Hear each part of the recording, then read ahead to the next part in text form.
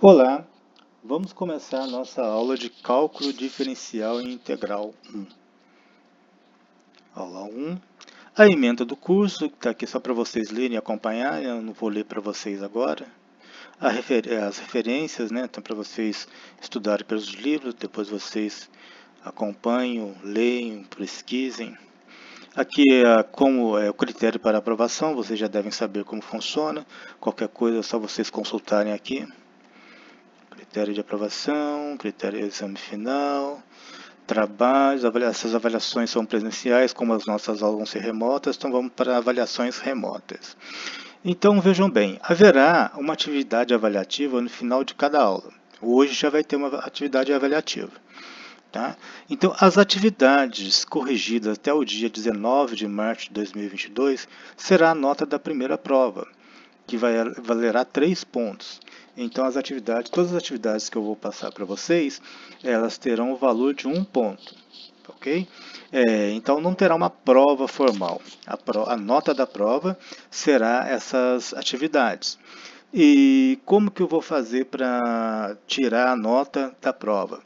Então, vamos supor que até o dia 19 de março eu consiga corrigir 10 atividades que eu tenha passado para vocês. Né?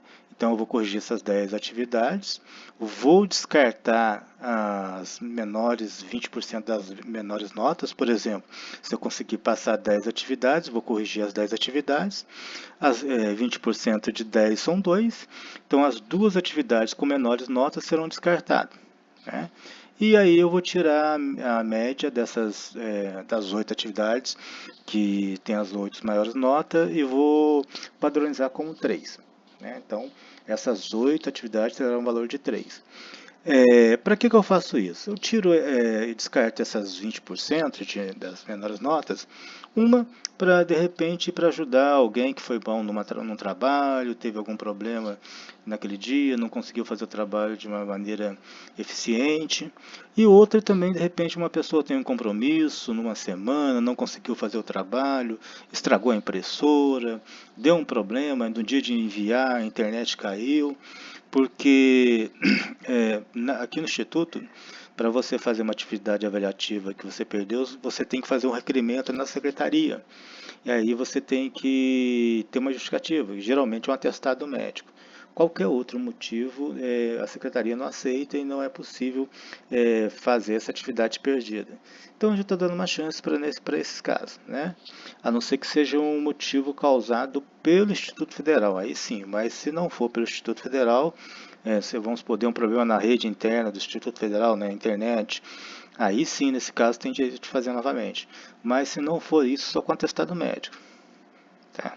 Aí, depois que eu corrigi as atividades do dia 19 de março, começa zero novamente, começa a corrigir outras atividades. Aí, as atividades corrigidas até o dia 7 de maio, ela será a nota da segunda prova, no mesmo esquema, eliminando as 20% das menores notas. E, por último, as atividades corrigidas até o dia 22 do 6, ela será a nota da terceira prova, que terá um valor de 4 pontos. Aqui não se aplica no nosso caso, que isso aqui é só para presencial.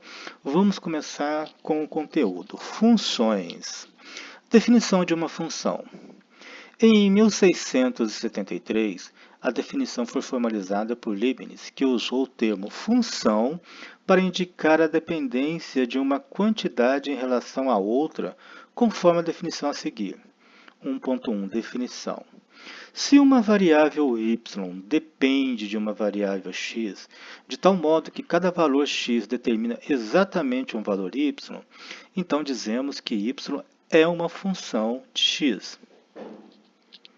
Usualmente, podemos representar funções por numericamente com tabelas, algebricamente com fórmulas, geometricamente com gráficos e verbalmente. Aqui nós temos exemplo de funções representadas numericamente. Né? Então, a tabela 1.1.1 mostra a velocidade de qualificação, né, que recebe a variável S, né, que é denominada pela variável S, para a pole na corrida de 500 milhas de Indianápolis como função do ano t, variável t. Então, para o tempo t, nós temos a velocidade s. Então, em 1987, a velocidade foi 215,390. Em 1988, a velocidade foi 219,198. E assim por diante até 1997, onde a velocidade foi 218,263. Então, aqui um exemplo de uma função representada numericamente através de uma tabela. Há exatamente um valor de s para cada valor de t, que é essa a principal característica de uma função. Né? Veja bem, para t igual a 1987, existe apenas um valor de s. Não existe duas velocidades, apenas uma. A principal característica de uma função é essa, que para cada valor de s, né? Para cada valor de s tem exatamente um valor de t e vice-versa. Geometricamente com um gráfico. Aqui é um gráfico, né? Representando uma função. A figura 1.1 é um registro gráfico de um terremoto feito por um sismógrafo. Um sismógrafo ele é um gráfico também de uma função. O gráfico descreve a deflexão. O que é deflexão? Movimento de abandonar uma linha que se descrevia, né? Essas, né, alto e baixo, essas ondas. Então vamos lá. O gráfico descreve a deflexão da agulha do sismógrafo como uma função do tempo t, decorrido desde que o abalo deixou o epicentro do terremoto. Há exatamente um valor de t para cada valor de t. Né? Por ser função, tem que acontecer isso, tem que ter essa propriedade. Verbalmente, algumas vezes as funções são descritas em palavras. Por exemplo, a lei da gravitação universal de Isaac Newton é frequentemente enunciada da seguinte forma: a força gravitacional de atração entre dois corpos no universo é diretamente proporcional ao produto de suas massas e inversamente proporcional ao quadrado da distância entre eles. Né? Então, essa é a descrição verbal da fórmula, que é F igual a G, que multiplica M1 vezes M2 sobre R ao quadrado. Essa fórmula também é um exemplo de uma representação algébrica de função. Outro exemplo é a fórmula do comprimento de uma circunferência, que é dada por C igual a 2πr. Eu acho que todo mundo já viu essa fórmula, né? O comprimento de uma circunferência. Na metade do século XVIII, o matemático suíço Leonhard Euler, se pronuncia Euler, né, concebeu a ideia de denotar funções pelas letras do alfabeto. Para entender a ideia de Euler, pense numa função como sendo um programa de computador que toma uma entrada x, opera com ela de alguma forma e produz exatamente uma saída y. Então está aqui. O programa de computador tem a entrada de x, o programa de computador faz alguma coisa com esse x e devolve um y. Podemos dar o nome ao programa de computador de f.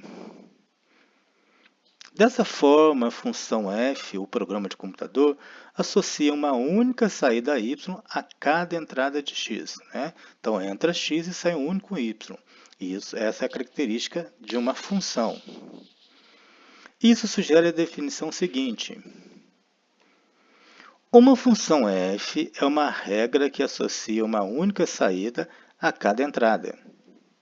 Se a entrada for denotada por x, então a saída é denotada por f de x, leia-se f de x. Variável dependente e independente. Para uma dada entrada x, a saída de uma função f é denotada valor de f em x, ou em imagem de x por f. Muitas vezes denotamos a saída de uma função por uma letra, digamos y, e escrevemos y é igual a f de x. Ou seja, escrever y e f de x é a mesma coisa. Y igual a f de x. Essa equação expressa y como uma função de x. Né? Então, y vai ser uma função de x, uma função que vai pegar o x e transformar no y. A variável x é denominada variável independente, ou argumento de f. Por quê? Veja bem, o x não depende de nome na nossa primeira aula.